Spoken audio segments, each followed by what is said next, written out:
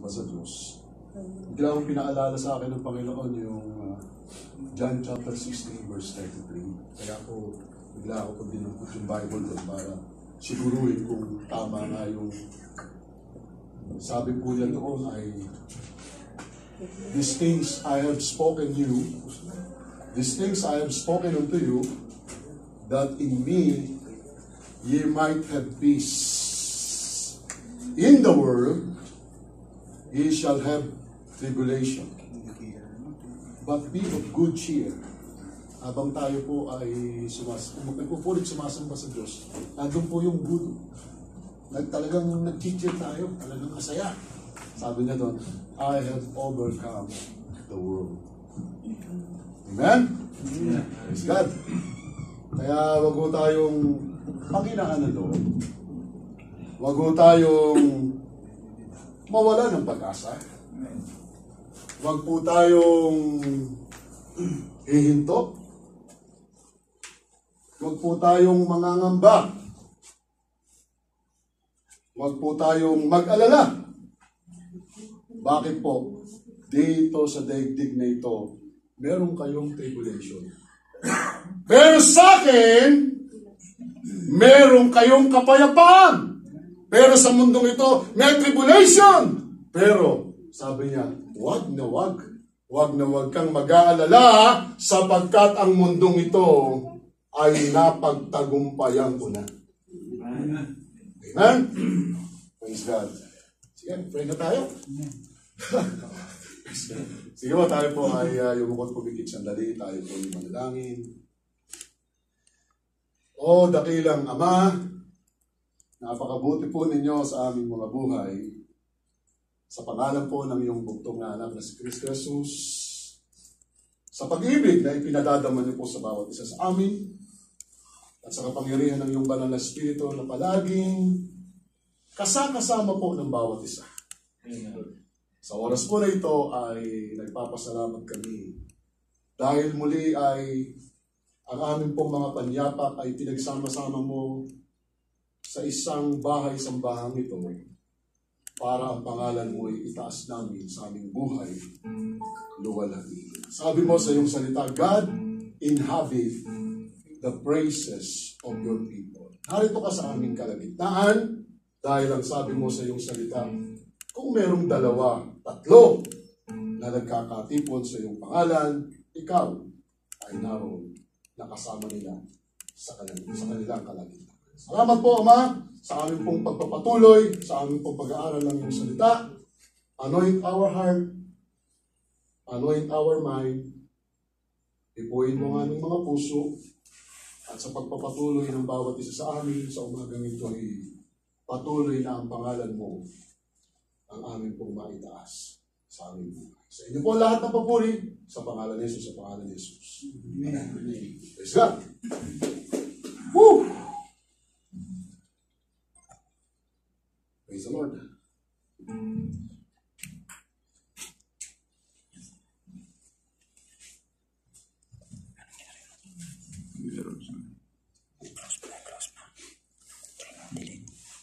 Nung pong nakaraang tatlong linggo,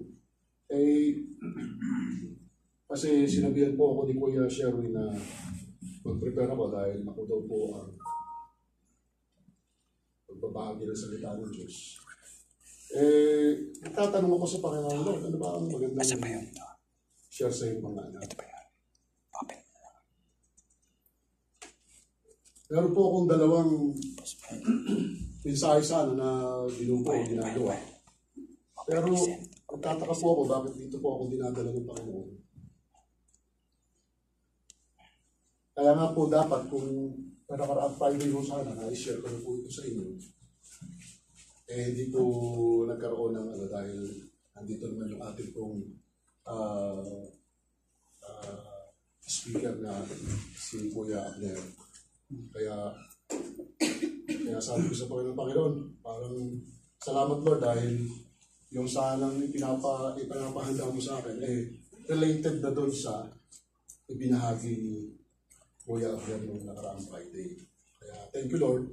So, ito po ako dinadala ng Lord Ang ating pong pag-aaralan sa umagang ito ay tungkol po sa pagsamba. Nandiyan po ba kayo? At ang pamagat po ng ating paksa sa umagang ito ay kahalagahan o importance ng pagsamba sa Diyos. Praise the Lord. Ang aking pong objective na ilagay dito ay to know the value of worship and let it be a part of our daily lives. O yung nilagay ko objectives. Praise God. Ano po ba ang ibig sabihin ng worship? Praise God. Hallelujah. Ang sabi po ng Merriam-Webster Dictionary, sabi po dito, ay to honor or show reverence or as a divine being or supernatural powers. Paggalang daw po o pagpapakita ng paggalang bilang isang banal na pagkatao o supernatural na kapangyarihan. Pangalawa, ang sabi niya, to regard with extravagant respect, honor, or devotion. Sabi po dyan, tungkol sa malaki o labis na paggalang, karangalan, o debosyon. Nakita niyo po si Michael Jackson yung araw na nagbubuhay pa.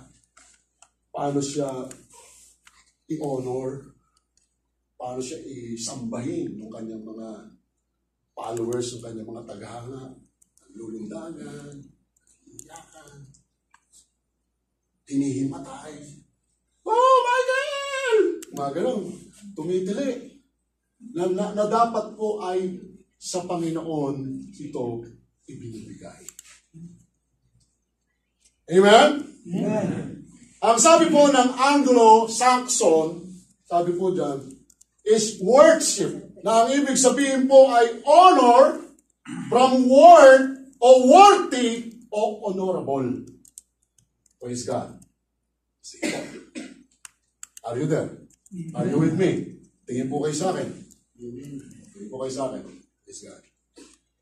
Ito po. Buksan po natin ang ating mga Biblia sa Genesis chapter 22. Kung meron po kayong Bible.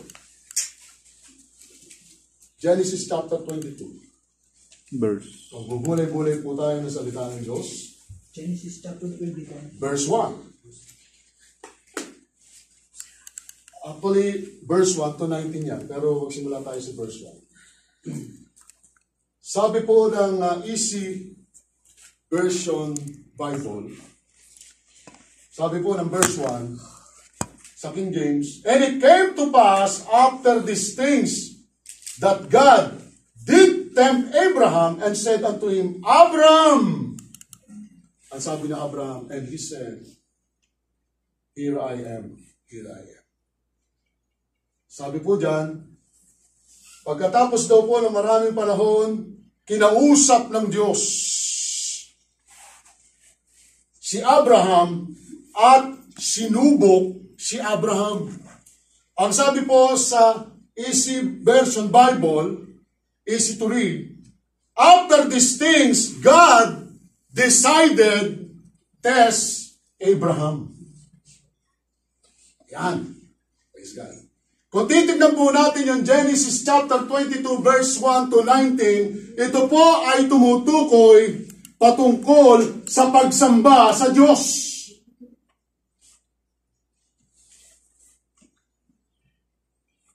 Ano pa mo ba kayo? Basahin niyo po. Tumutukoy po ito sa pagsamba sa Diyos. Sapagkat God commanded Abraham na pumunta doon sa Mount Moriah at sumamba. At sabi po ng verse 1, God decided to test Abraham. i-underline nyo po o underline nyo po yung word na test o tested. Ang Panginoon po ay nagbigay ng pagsusulit kay Abraham. Nagbigay ng pagsusulit.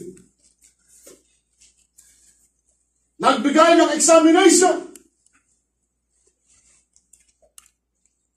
Praise God. At ang sabi po dyan, inutusan si Abraham, pumunta ka doon sa lugar na ituturo ko sa iyo, sumamba ka sa akin. Praise God. Gagamitin po natin yung word na test para po sa ating topic ngayong umaga about the importance of worship. God commanded Abraham to worship Him, and part of God's instruction is the test. Marami po, kung minsan, yung mga nag-aaral, medyo malapit na yung examination, medyo lelo ng konti, lelo. Praise God. Handa ba tayo sa pagsusulit ng Panginoon? Sinubukan, inutusan, binigyan ng pagsusulit, binigyan ng examination si Abraham. At ang nakalagay, ang ibig sabihin po ng letter T sa word na test, worship involves trust. Sa pagsamba po ay nakapaloob yung tinatawag na pagtitiwala. Tingnan po natin, ha? Ano ba po yung sabi po dito, pagkalipas ng ilang panahon, sinubok ng Diyos si Abraham, tinawag siya ng Diyos at tumugon naman siya. Sabi niya, Lord, I am here. Hindi ako nawawala, nandito ako, ha? Nandito ako. Sabihin nga po natin, Lord, I am here. Lord, I am here. Tapos sabi sa kanya ng Panginoon, isama mo yung pinakamamahal na anak, magpunta kayo sa lupain ng Morea, umakyat kayo sa bundok na tuturo ko sa iyo, at ihandog mo siya sa akin. Ano po nangyari? Verse 3. Kinabukasan, maagang bumangon si Abraham at sumakay sa asno kasama si Isaac. Ang dalawang aliping lalaki, may dala silang kahoy na paggatong. Verse 4, ang sabi po dito, matapos ang 3 araw ng paglalakbay, natanaw nila ang dapong kanilang patutunguhan. Ano pong nangyari dito? Si Abraham po, travel 3 days before reaching the place that God had told him about. 3 araw yung kanyang ginugol para lang marating niya yung lugar na itinuro ng Panginoon para siya sumamba doon.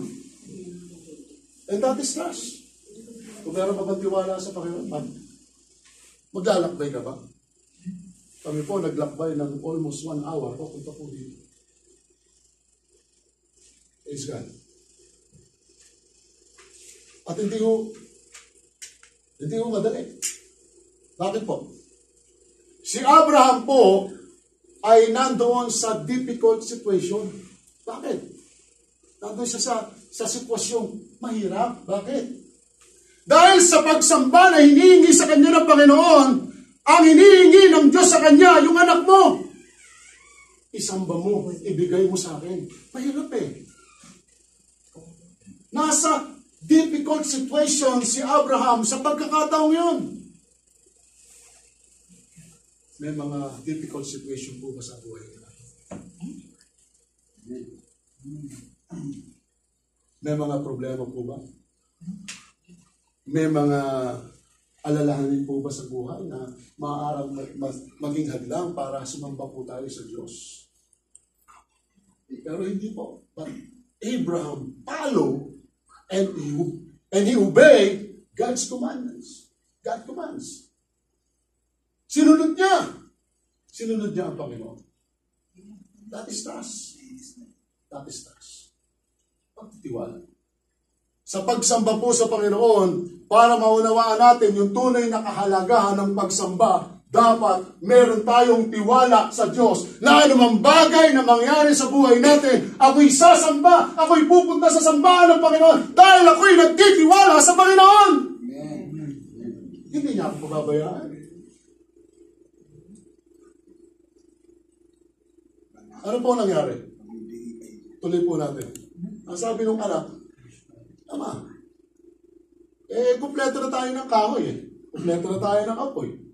Kumpleto na tayo ng gagamitin, mga materyales, mga parapernalyas. Kumpleto na eh. Sino ang ating isasamba niyan? Yun yung siniyaalay natin. Tuloy po natin. Sabi po dyan, tuloy po tayo. Kaya't sinabi ni Abraham sa kanyang mga alipin, bantayan na ninyo rito ang asno at kami na lamang ni Isaac ang magtutuloy. Sasamba lamang kami sa Dakarol at babalikan namin kayo.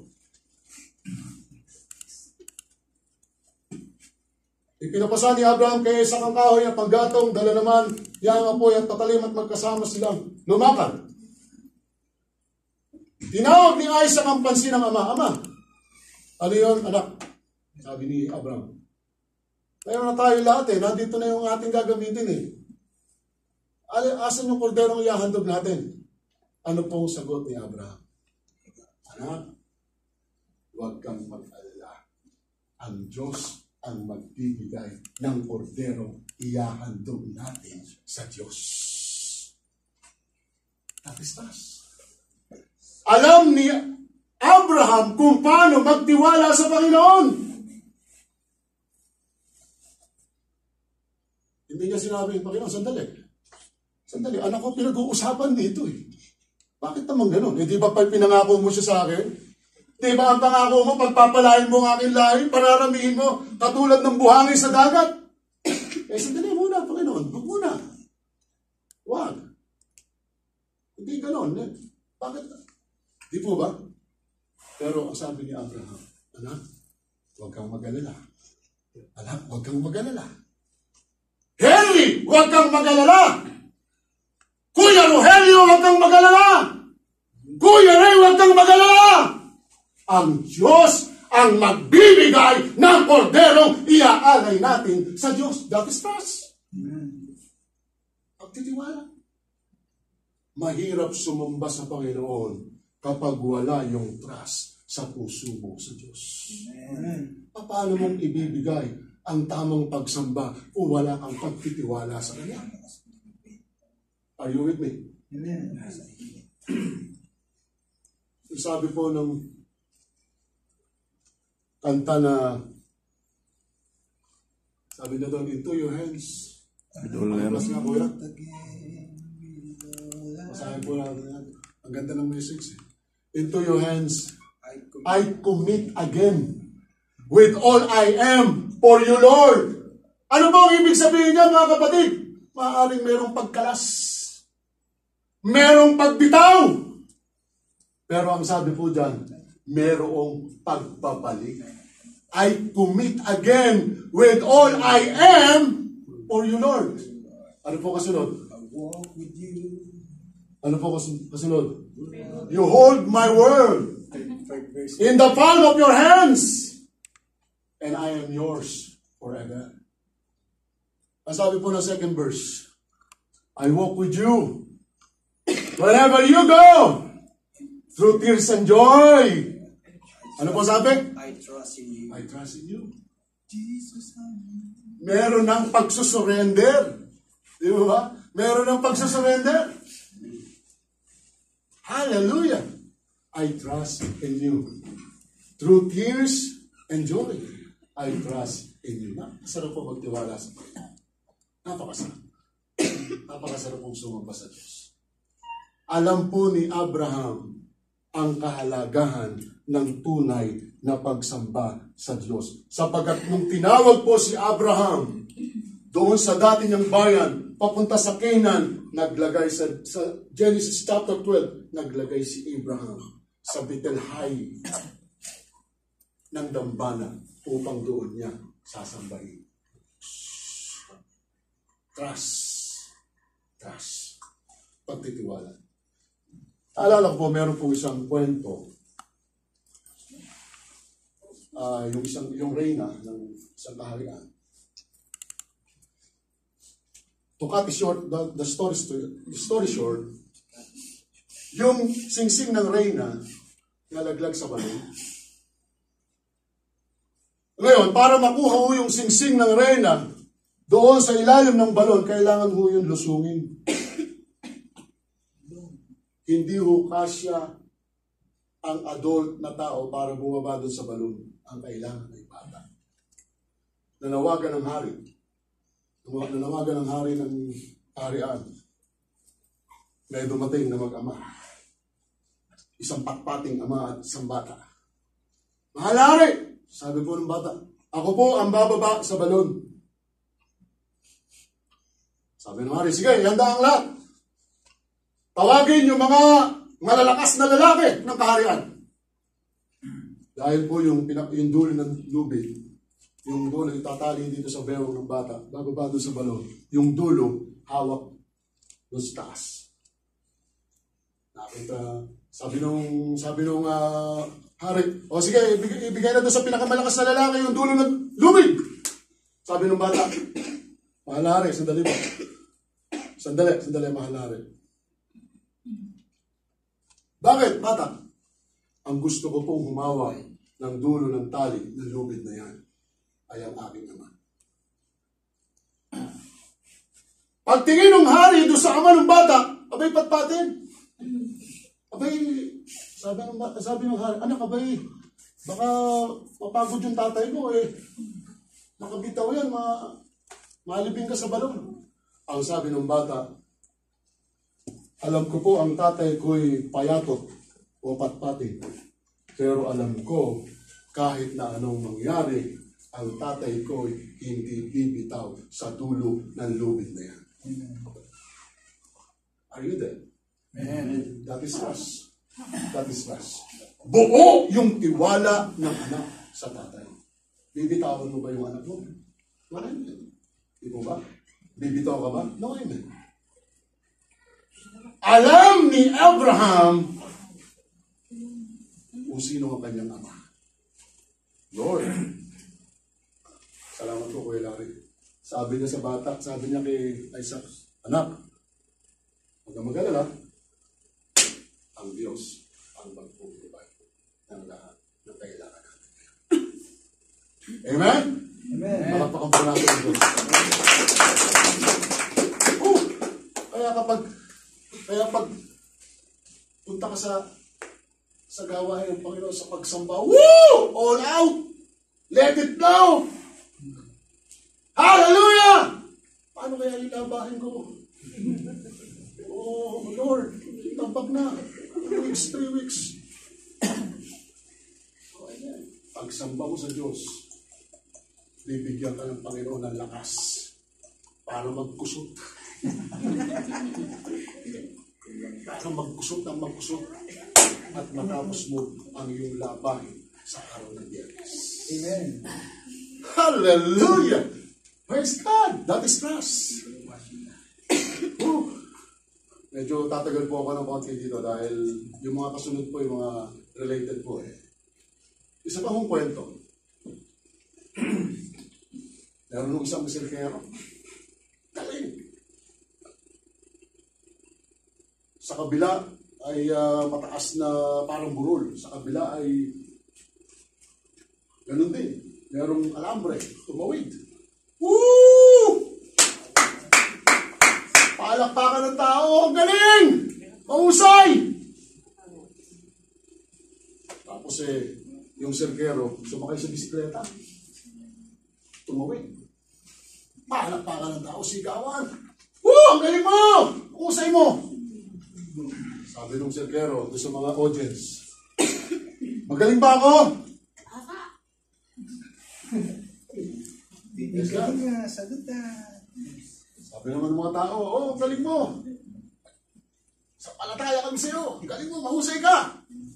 Sige, kung ako'y magaling, kung ako'y mahusay, kailangan ko ng isang voluntaryo. Nasasakay sa likod ko. At ako'y tatawid sa kabila. Mahimik yung mga tao. That is rush. That is rush. That is rush. Kaya ba natin sumakay sa Panginoon? Hallelujah. Napakabuti ng Diyos. Anything happens, any circumstances in life, meron kang iniisip, meron kang anxiety, meron kang worriness, leave it to God. Leave it to God. Trust in the Lord. Di po ba? Tatawag si Kuya. Kuya! Ready ka na ba? Kuya, medyo I'm tired. I'm drunk. I'm broke. Kuya, meron akong gagawin. Kuya, meron kaming video chat. Oh my goodness. Give it to God. Give it to God. Sasamba ba tayo sa Diyos pagka feel natin? I am the mood! Woo! Hallelujah! Praise God! Pero pagka wala ka sa mood, Kuya, next time. What is this? Oh my goodness. Di ba yung sabi ng kanta? Kahit nararamdaman kanina, yung kanta ni Ate Menchi, alam ko gagawa ka eh. Nandiyan ka eh. Pag nabipil, praise God! Pag hindi nabipil, oh, hallelujah. No, that is trust. Trust in the Lord. Trust. Magtiwala tayo sa Panginoon. Trust. Si Abraham nagtiwala. Si Abraham nagtiwala. Di ba natin kaya magtiwala? Hallelujah. Kung trust lang po ang pag-uusapan, ewan mo, kung meron pang hihigit pa doon sa mga tiga Royal Garage. Kasi kung wala akong trust, wala ko kami rito ngayon eh. Di ba ba? Almost 13 months. Can you imagine paano nabubuhay ang aming pamilya sa Pilipinas kung wala kaming tiwala sa Diyos? Sinasabi ko po ito, hindi po para kami magyabang. Hindi po para kami magyabang. Are you there? Are you with me? Hindi po para kami magyabang. Ang ipinagyayabang namin dito kung paanong gumawa ang Diyos sa buhay namin. Almost, can you imagine? 13 months without salary. Unpaid salary. But still, ang aming pamilya na bubuhay sa Pilipinas, pinagpapala, ginagabayan, iingatan ng Panginoon. Sabi nga ni Kuya Doming minsan, yung hanap katapos eh. Tapos na pag-aaral. Ako, minsan natutuwa ako doon sa anak ko eh. Tatanong ko po yung anak ko minsan, anak, ano bang, pag-birthday ka na gano'n. Sabi niya, dati, okay lang. Alam ko naman kung ano yung sitwasyon natin ngayon. Tinuturo ng Diyos. Tinuturo ng Panginoon. Eh kung ibang anak ka, dati ano ba naman yan? Tagal-tagal mo na dyan. Paano na ganito? Paano na yung ganito eh? Pero nandun yung humbleness ng bata. Sige dati, okay lang. Tuloy ka lang. Pagpe-pray lang tayo. Pagpe-pray lang tayo. Pagpe-pray lang tayo. Mismo yung anak ko, nagsasabi, Lord, Daddy, okay lang. Naiintindihan kita. Pag-pray lang tayo. Magpo-provide ang Panginoon. Trust. Trust. That is trust. Amen? Amen. Hindi mo natin maunawaan ang tunay na pagsamba kung hindi tayo nagtitiwala sa Diyos. Kailangan natin magtiwala. Dahil kung meron tayong pagtitiwala sa Panginoon, anything, everything happen. Ihahakbang mo ang paa mo, patungo sa Diyos para sa isang tayo. Amen? Palakpakan po natin ang Diyos na Hallelujah. Praise God. Praise the Lord. Pakabuti po ng Panginoon. Praise God. Hindi po ba kayo? Amen. Ang sabi po ng awit 28 verse 7, sabi po dyan, si Yahweh ang aking tagapagsanggalang, aking kalakasan, kaya naman ako, ang pagtitiwala ay sa Kanya lamang, nagagalak ako sa Kanyang ginawang pagtulong sa akin. Yung last stanza po, sabi dyan, kaya naman ako ay laging, ano po sabi? Aawit, siya'y pupurihin. Hallelujah.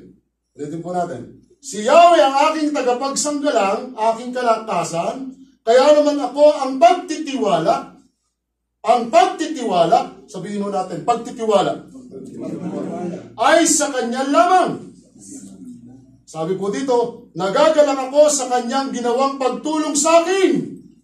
Kaya naman ako ay laging aawit, siya'y pupurihin. Bahala ang Diyos. Bahala ang Diyos. Sabi ng Matthew chapter 6, maidadagdag pa sa buhay mo yung pag-aalala mo? Hindi. Hindi maidadagdag yung buhay na yan. Kung ang isparo, kung yung mga maya, pinakakain ng Diyos, how much more ikaw sumamba ka sa akin. Pumunta ka sa akin. Kahit gaano kalayo, humakbang ka. Pagtawag ng kuya, sige kuya, nandito na ako sa gate, puntahan mo ko, sasamba tayo sa Diyos. Yung recipient po kasi, yung recipient ng ating pagsamba, hindi naman yung instrumentalist eh. Hindi si Ate Menchi, hindi si Kuya Jess, hindi sila Kuya Rogelio. Ang recipient ng pagsamba natin, ang Diyos. Hindi yan para sa iyo, hindi yan para sa Kanya, para yan sa Diyos. Ibigay mo. God commanded us to worship Him. Trust. Trust. Trust and trust. Amen? Praise God. Alam mo ba, sila po ay instrumento lang eh. Tigalid lang sila eh. Kung kailan ka magsisimula, kung kailan tayo hihinto, kung kailan tayo magpapatuloy. Instrumento lang sila ng Panginoon. Kagaya nga ng mga Levites. Instrumento lang sila ng Panginoon para sa pagsamba natin. Proper worship natin sa Diyos. Amen? Amen. Palakpakan po natin ang Panginoon. Pangalawang bagay po. God is looking for the excellent, best, or pleasant offering unto the Lord. Letter E. Letter E. Excellent. Ang Diyos po ay naghahanap ng isang ekselente, pinakamahusay, pinakamaganda na pagsamba o pagbibigay ng offering sa Panginoon. Hallelujah. Balikan po natin yung Genesis chapter 22. Sabi po dito, sa verse 5 and verse 6, kaya't sinabi ni Abraham sa kanyang mga alipin, bantayan na ninyo rito ang asno at kami na lamang ni Isaac ang magtutuloy, sasamba lamang kami sa dako roon at babalikan namin kayo. Ipinapasa ni Abraham kay Isaac ang kahoy na panggatong dala naman niya ang apoy at patalim at magkasama silang lumakad. Praise God. Habang binabasa ko po ito, bakit kaya pinaiwan ni Abraham yung dalawang katulong? Kay Isaac pa pinabuhat yung mga kahoy. Sabi sa Bible, lad, bata. Bata pa lang malayo yung lalakaran nila, pupuntahan nila, pataas. Pinaiwan yung dalawang katulong. Habang binabasa ko po ito, bakit kaya pinaiwan? Kaya po pinaiwan ni Abraham yung dalawang katulong kasi ayaw ho ni Abraham na mayroong distraction sa kanyang pagsamba sa Diyos.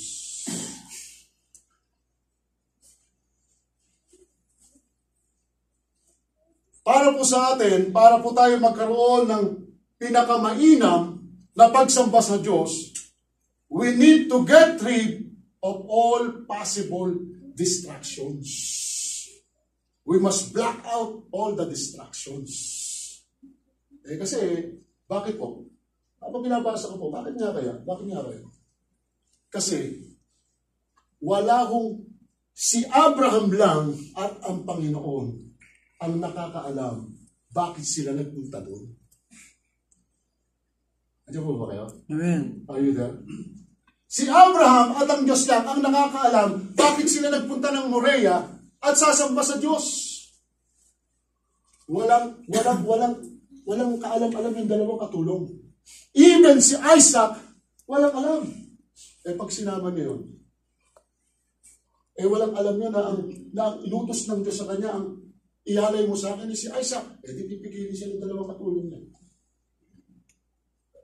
Di ba? Pipigilin. Iwan kayo dyan.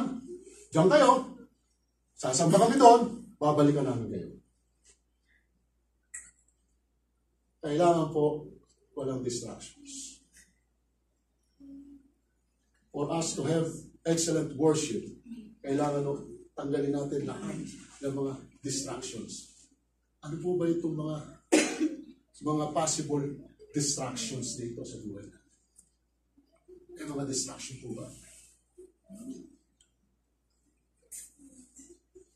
Isipin po natin, ano ba yung mga distraction yan? Trials. Distraction in life. Distractions of kayamanan. Distractions sa mga bagay sa sanlibutan ito. Anything. Ano po yung mga possible distractions? Praise God. Marami po. Problema. Financial. Ano ba po? Social media. Habit. Hindi ko sinasabing masama po yun. Hindi ko sinasabing masama. Marami po mga possible distractions. Praise God. Minsan na-share ko po sa inyo. Dito po sa 1 John chapter 2. Tingnan po natin, buksan po natin sandali. 1 John. Verse 15 to 17.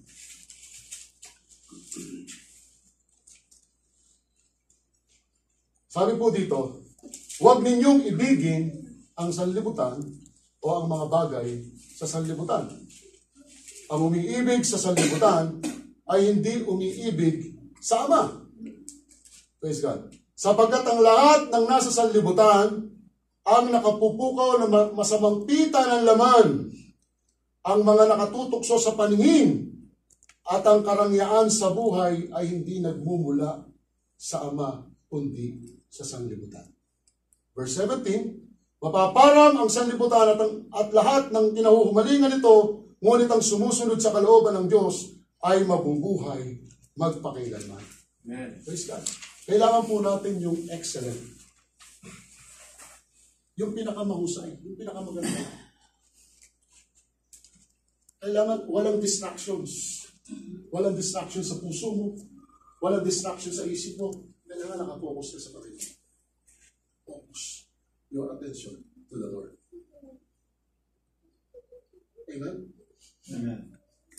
Excellent. Excellent. Doon po ba sa Genesis chapter 12, meron po bang excellent worship doon? Yes, meron. Meron pa po bang excellent doon sa anak? Wala na eh. Di po ba? Yun na yun. Pinaka-excellent na yun.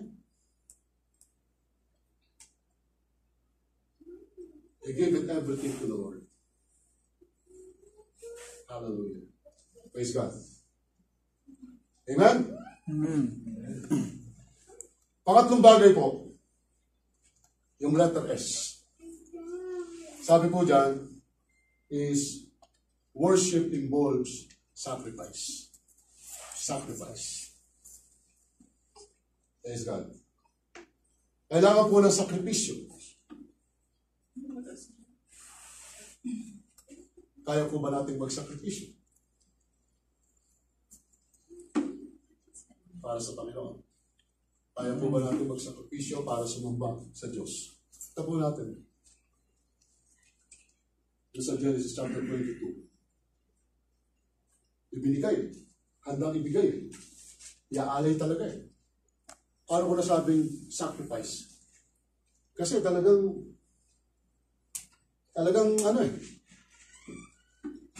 itutuloy. Inilatag, inayos yung dambana, inihiga si Isaac. Talagang papatayin. Talagang nandun yung pagsunod. Nandun yung sakripisyo. Handang magsakripisyo sa Diyos. Ano ba ang kaya natin isakripisyo sa Diyos? So, sabi po ng Psalms 103, verse 1 and 2. Bless the Lord, O my soul, and all that is within me, bless His holy name. Bless the Lord, O my soul, and forget not all His benefits. Ang sabi ho ng Psalms 116, verse 12, what shall I render unto the Lord? For all His benefits towards me. Ano ang kaya mong ibigay sa Diyos? Ano po ang kaya natin ibigay sa Diyos? Kaya ba natin ibigay yung oras natin? O yung oras natin o ang oras kung minsan ay kinakain na dadivert sa ibang mga bagay. Pinag-aralan po namin yung sa Bible study, yung priorities. Na ano yung ginagawa mo sa mga sobrang oras mo pagkatapos ng trabaho. It is nagbibigay pa tayo ng time para sa Diyos. Kaya ba natin ibigay yung oras natin? Kaya ba natin ibigay yung buhay natin? Amen? No, amen? Amen. Kung titignan po natin dito, sa lumang tipan, ang pagsamba, ang uri ng pagsamba ay pag-aalay ng hayop.